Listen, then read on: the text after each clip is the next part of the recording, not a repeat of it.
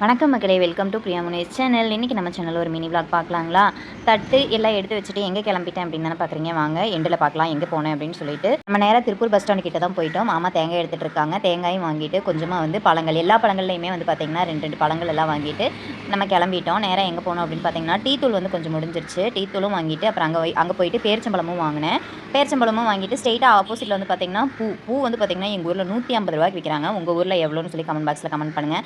நம்ம வர வேண்டிய இடத்துக்கு வந்தாச்சு. ஃப்ளைட்டில் வந்து எல்லாமே வந்து டெக்கரேஷன் பண்ணி, அதாவது எல்லாம் எடுத்து வச்சாச்சு.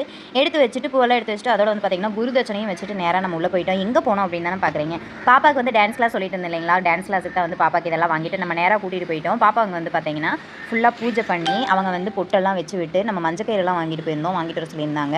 மஞ்சக்கயிறு அதெல்லாமே கொடுத்து அவங்கக்கிட்ட அதை கட்டி விட அவங்களே கட்டி விடணும்னு சொன்னாங்க. கட்டி விட்டுட்டு அவங்ககிட்டயும் ஆசீர்வாதம் வாங்கிட்டு பாப்பா வந்து முதல் தடவை எங்கள் காலில் விழுந்து ஆசீர்வாதம் வாங்கல. எங்களுக்கு கண்ணீர் தான் வந்தது. ரொம்ப ரொம்ப சந்தோஷமாக இருந்தது. பாப்பாவோட எதிர்காலத்துக்காக இந்த ஒரு விஷயம் நாங்கள் பண்ணது எங்களுக்கு ரொம்ப ரொம்ப பிடிச்சிருந்தது. பாப்பாவும் வந்து பார்த்திங்கன்னா அவங்க நமஸ்காரம் வந்து ஃபஸ்ட்டு சொல்லிக் கொடுத்து அதோட வந்து 2 ஸ்டெப்பையுமே வந்து அவங்க சொல்லி கொடுத்துட்டு தான் தாட்டி விட்டாங்க. அந்த அன்றைக்கி ஃபஸ்ட்டு நாள் அப்படிங்கிறனால ஒரு 4 ஸ்டெப் மட்டும் சொல்லி கொடுத்து தாட்டி விட்டுட்டாங்க.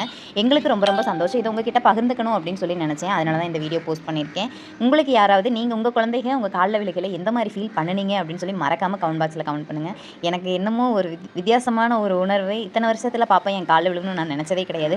அந்த இடத்துல அவங்க விழு அப்படின்னு சொல்லும்போது எனக்கு ஒரு மாதிரி தயக்கம் இருந்துச்சு. உங்கள் பொண்ணு உங்கள் காலில் விழுகிறதுல என்னக்கா தயக்கம் அப்படின்னு சொல்லி நினைக்கலாம். பாப்பா பிறந்ததுலேருந்து இப்போ 6 வயசு ஆச்சு. இப்போ வரைக்குமே யார் காலையும் நீ விழுகணும் அப்படின்னு நான் சொன்னதே கிடையாது. நீயும் தெய்வமும் ஒன்று தான் தங்கம், யார் காலையும் விழுகக்கூடாது அப்படின்னு சொல்லி தான் நான் வந்து அவளை வச்சிருந்தேன். ஃபர்ஸ்ட் டைம் அவங்க விழுகிறனால எனக்கு வந்து அப்படி இருந்துச்சு, ஃபீல் ஆச்சு. அவங்க அப்பாவுமே வந்து அழுதுட்டாங்க.